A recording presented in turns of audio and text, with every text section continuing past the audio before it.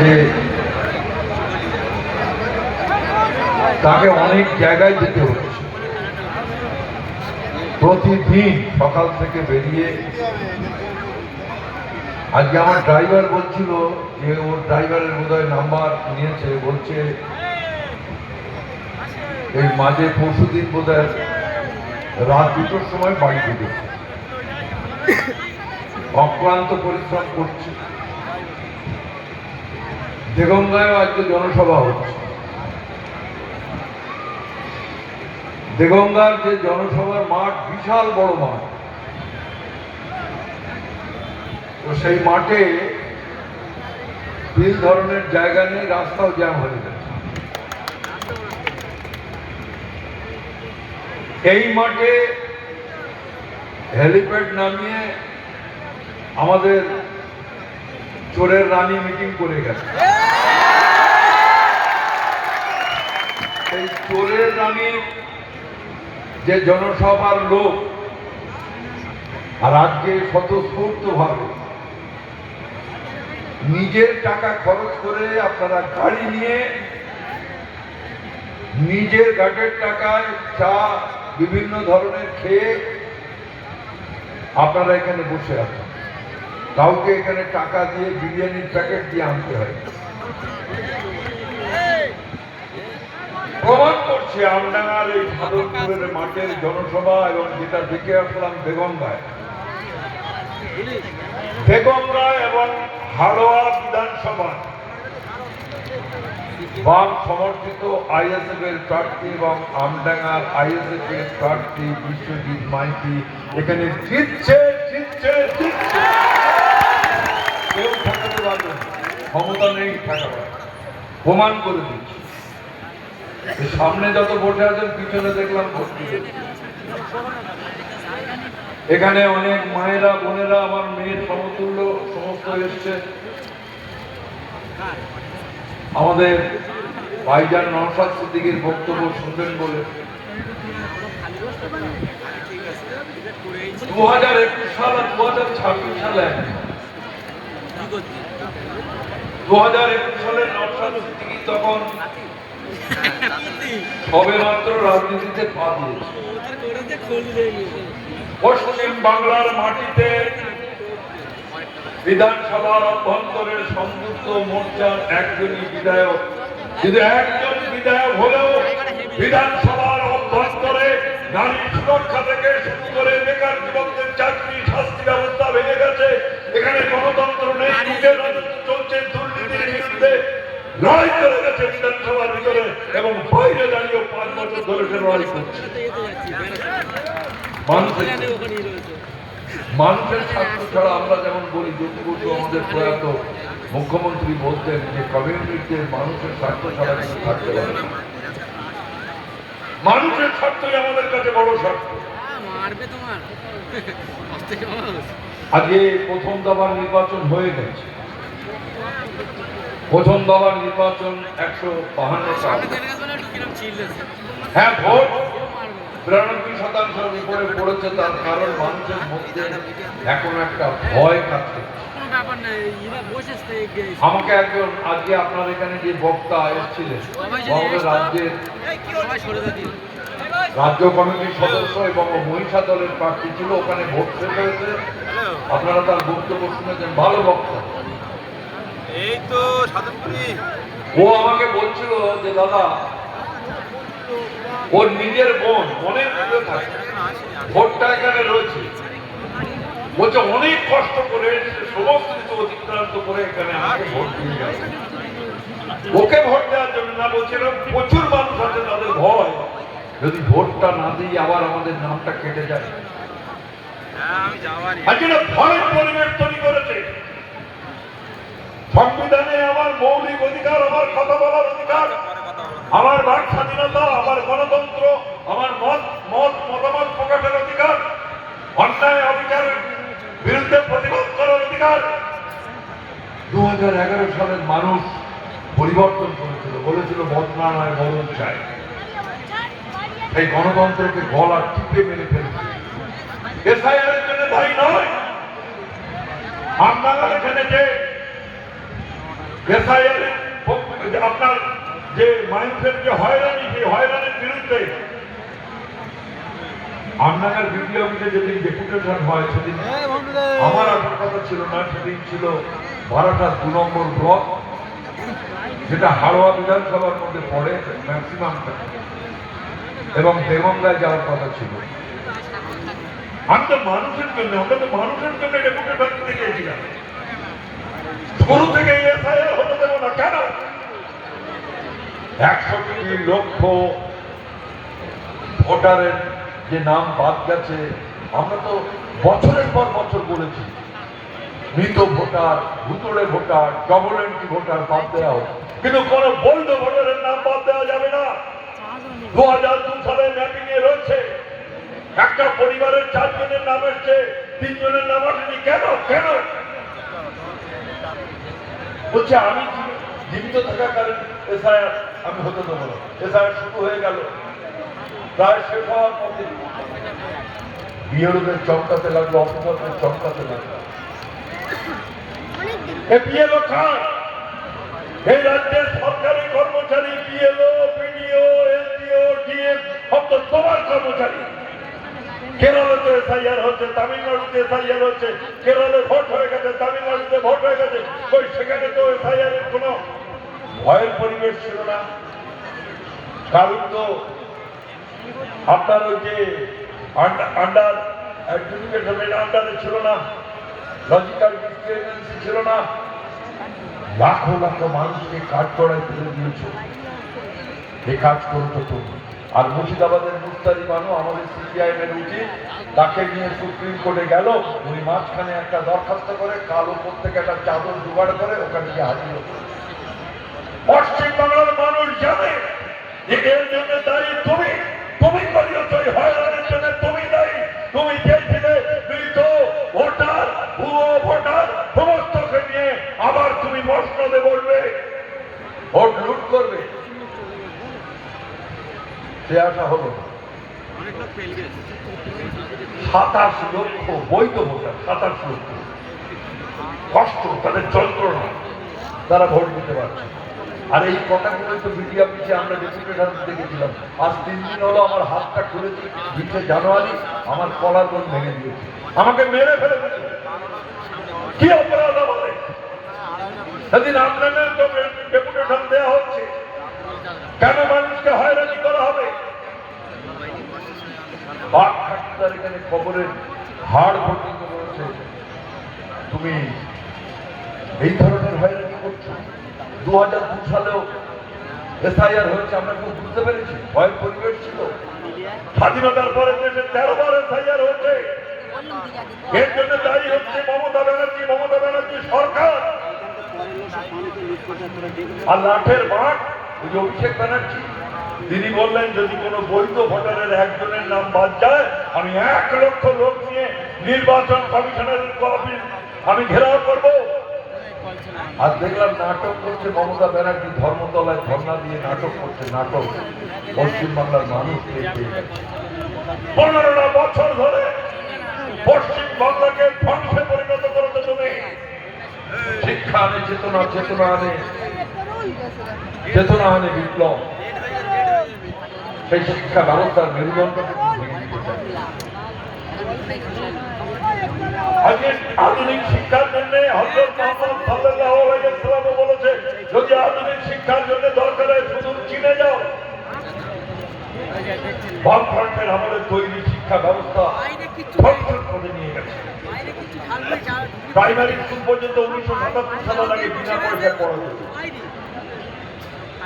আর class 5 থেকে পড়তে গেলে আপনাকে টিউশনি ফিস দিতে হতো। বহু গরিব ঘরের ছেলে মেয়ে যারা ইঞ্জিনিয়ার হতে পারতো, ডাক্তার হতে পারতো, তারা স্কুলে গন্ডি পার হতে পারেনি।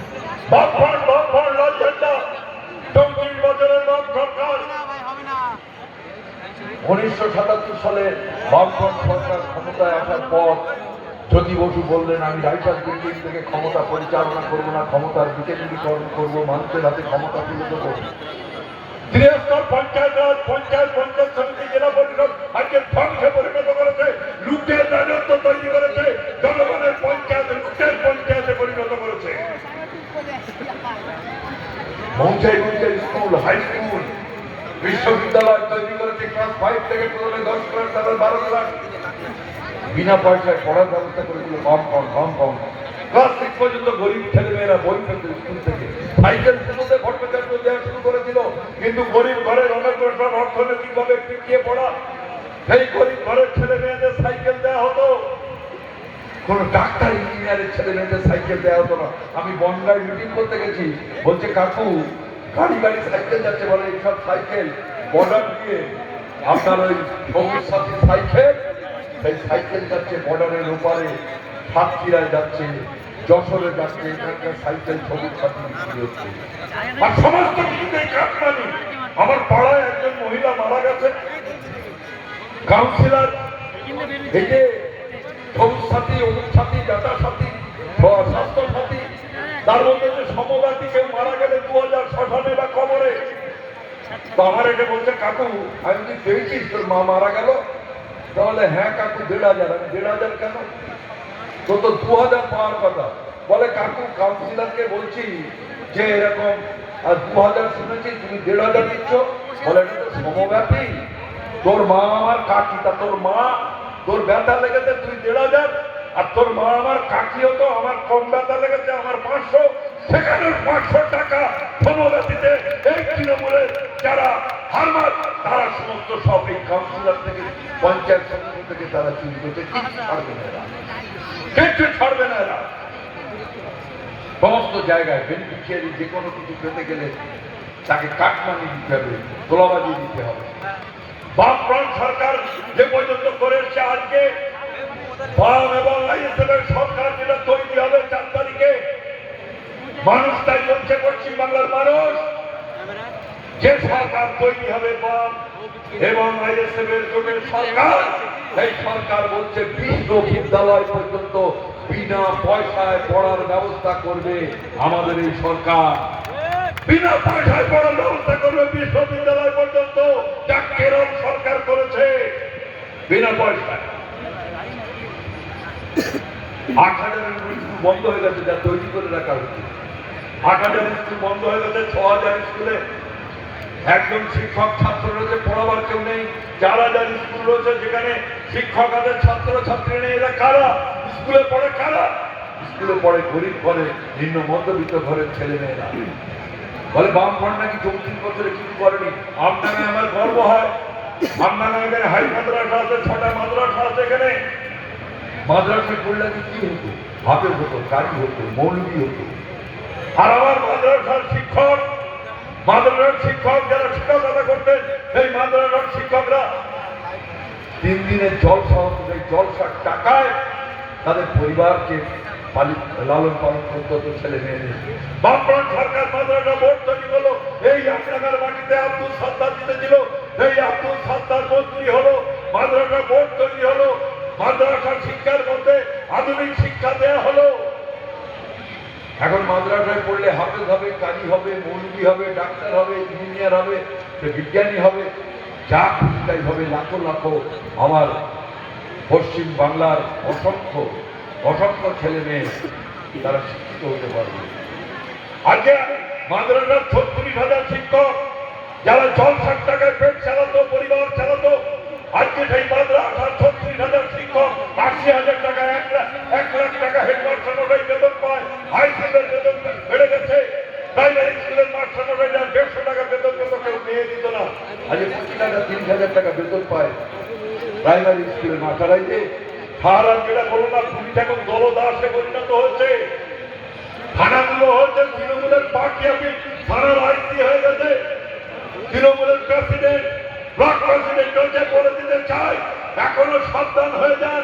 আমরা আসার পরে আপনাদের এখনো যাদের বয়স আছে আমরা দেখে নেব কারা কারা আপনারা মিথ্যা মামলায় জড়িয়েছিলেন, সমস্ত নাম মনে আছে, ধরে ধরে আপনাদের লোকাকে করবো, নতুন করে কেস টেনে আনবো। রবিপুরে কি মনে দুঃখ, খুব ভালো লোক ছিল, মর্তজাকে কাটিয়ে দিতে পেরেছিল। লোকজন রাস্তায় নামিয়ে বললো দিদির ওই প্রার্থী জিততে পারবে না, আমাকে আবার আনো। এবারে আর হলো না, কাঠের বাড়ি দাঁড়িয়ে গেল। এই রফিকুল, আজকে তুমি কি কাজ করো সেখানে? তুমি দুর্নীতিকে প্রশ্রয় দিয়েছ, তুমি দুষ্কৃতীদের মদত দিয়েছ, থানাগুলোকে চালিয়েছ, গরিবগুলো মানুষের উপর অত্যাচার চালিয়েছ, পঞ্চায়েতগুলোকে লুটের পঞ্চায়েত তৈরি করেছ, জোর করে ভোট করে গণতন্ত্রকে কেড়ে নিয়ে তুমি তোমার পঞ্চায়েতকে দিয়ে লুটে রাজত্ব তৈরি করেছ এখানে 15 বছর ধরে। যেটা বলছিল 2018 সালে তারাবেড়ি আর বুদাইতে ভোট গঠন করার মতো ক্ষমতায় ছিল না তৃণমূল কংগ্রেস, ওরা ভোট গঠন করতে দেবে না। 2018 তারিখে আগস্ট মাসের 28 তারিখে হাইকোর্ট আমাদের বিকাশ রঞ্জন ভট্টাচার্য কোর্টের থেকে রায় বার করলো, তারাবেড়ি এবং বোদাই গ্রাম পঞ্চায়েতের পিএমকে অর্ডার দিল যে সেখানে যাতে ফ্রি অ্যান্ড ফেয়ার ইলেকশন হয়, প্রশাসনকে ব্যবস্থা নিতে হবে। 28 তারিখে এই অর্জুন সিং, তিনি তৃণমূল কংগ্রেসের ছিলেন, আজকে বড় পদ্ম ফুলে গেছে। এই অর্জুন সিং এর নেতৃত্বে, এই রফিকুলের নেতৃত্বে সমস্ত এলাকার নারায়ণ থেকে শুরু করে আর বিভিন্ন এলাকার থেকে দুষ্কৃতী এনে সেখানে আপনার মেন ফেলে দিয়ে অন্ধকার করে দিয়ে যথেষ্ট বউ গুলি চালালো। ওটার দিন আপনারা জানেন তো 5 কথা, চণ্ডীগড়ের 5 কথা, ওই ছেলেটির কথা আজ আমার মনে পড়ে। তৈবুর নাই আরাম সিদ্ধি পাঠিয়ে এসছে, আমি সাহারা বসে আছি, আমাকে বলছে কাকা ওরা ভোট লুট করবে, কালকে ভোট করতে দেবে না। আমি ওকে জিজ্ঞেস করলাম তোমরা কি করবে, বলছে বেঁচে থাকতে ওদের করতে দেবো না, তাদের মৃত্যু হয় হবে, আর আমার কষ্ট হয়। এই কথাই রয়ে গেল, খুন হয়ে গেল, এই রবিকুল খুন করিয়েছে, রবিকুল খুন করিয়েছে, খুনি রবিকুল। তৃণমূল কংগ্রেস শুধু রবিকুল নয়, অভিষেক ব্যানার্জি ছিল এখানে, খুন হয়ে গেল মুজাফর আহমেদ, খুন হয়ে গেল নাজিবুল, 5-6 মাস পরে বাড়ি এলো, ছেলেটার 24-25 বছর বয়স, সেই ছেলেটা ওষুধ আনতে গেল, জ্বর হয়েছে, তারে বৈদ্যাসী থেকে ধরে পিটিয়ে তৃণমূলেরা বাঁশের বাড়ি তাকে মেরে দিল। এই আমডাঙ্গায় এই রবিকুলের নেতৃত্বে আমাদের তো যা মেরেছে। রূপচাঁদ মন্ডল কাঁদে, রূপচাঁদ মন্ডল তো তৃণমূলের, আমডাঙ্গা সে প্রধান হয়েছিল। এই গাদামারা কামদেবপুর হাটে, এই কামদেবপুর হাটে দিনের বেলায় আমডাঙ্গার গ্রাম পঞ্চায়েতের রূপচাঁদ মন্ডলকে তৃণমূলের এক গোষ্ঠী আর এক গোষ্ঠী ছিল, ও তাকে মেরে দিল। তৃণমূলকে ভোট দেবেন, এখন বন্ধ আছে, প্রতিদিন তৃণমূলকে খুন করেছে আমরা দেখেছি। কেন? আসলে কে ক্ষমতায় যাবে? তৃণমূলের যত বড় নেতা তত বড় চোর। তৃণমূলের বুথ সভাপতি, অঞ্চল সভাপতি, ব্লক সভাপতি, রাজ্য নেতৃত্ব, জেলা নেতৃত্ব হতে গেলে টাকা দিতে হয়। ওদের পঞ্চায়েত থেকে বিধানসভায় দাঁড়াতে গেলে এই কাসেমকে কত টাকা দিতে হয় আমি জানি না, টাকা দিয়ে প্রার্থী হতে হয় ওদের। এখন দেখতে পাচ্ছেন কি অবস্থা হয়েছে। বাবুল সুপ্রিয় এসছে, বাবুল সুপ্রিয়, তারে বলছে বেশ তো নাটক পুলিশ লাগছে, ওনার ফুলটা বাবুল সুপ্রিয়র ফুলটা আবার ওনারা দিচ্ছে, আবার গান গাইতেও বলছে। বাবুল সুপ্রিয়, কে বাবুল সুপ্রিয়? এই বাবুল সুপ্রিয় আপনার লোক জানে না, আসানসোলের ইমামের ছেলেটাকে, ও তখন বিজেপি সাংসদ, আসানসোলের আজকে ছেলেটাকে, ইমামের ছেলেটাকে তাকে গুলি করে আরএসএস বিশ্ব হিন্দু পরিষদ বিজেপির ছেলেরা মেরে দিল। এই মমতা ব্যানার্জি বলেছিল বাবুল সুপ্রিয় মেরেছে। এই বাবুল সুপ্রিয়কে বিজেপিতে এনে তৃণমূল করিয়ে তাকে মন্ত্রী করলো, এখন রাজ্যসভার সদস্য করলো। সেই বাবুল সুপ্রিয় আমডাঙ্গার মানুষকে বোঝাতে এসছে কাশেম সিদ্দিকীকে জেতালে শান্তি বজায় থাকবে, গণতন্ত্র বজায় থাকবে। মানুষ টের পেয়ে গেছে। মমতা ব্যানার্জি এখন বলছে, হেলে তুলে বলছে, যদি তৃণমূলকে ভোট না দেন, আমি যদি না জিতি, আমার দল যদি না জেতে, আমি কারোর সঙ্গে আর সম্পর্ক রাখবো না, মানে কুটুম্ব রাখবে না। আর তোর মতন চোরের রানীর সঙ্গে কে কুটুম্ব রাখবে? তৃণমূলের ভালো লোক ছিল, সেই তৃণমূলের ভালো লোক কিন্তু চলে আসছে। মিন্টু সাহায্য এখানে কিছু কিছু নাটক করে কতগুলো আইএসএফ এর নাম করে, আর ওদের লোকজন জড়ো করে বলে আইএসএফ এর 200-250 ছেলে আজকে তৃণমূলের ওই নোংরা চুরি দুর্নীতি মহিলাদের ইজ্জত লণ্ঠনকারী ঝান্ডা ধরিয়ে দিয়ে বলছে এখনো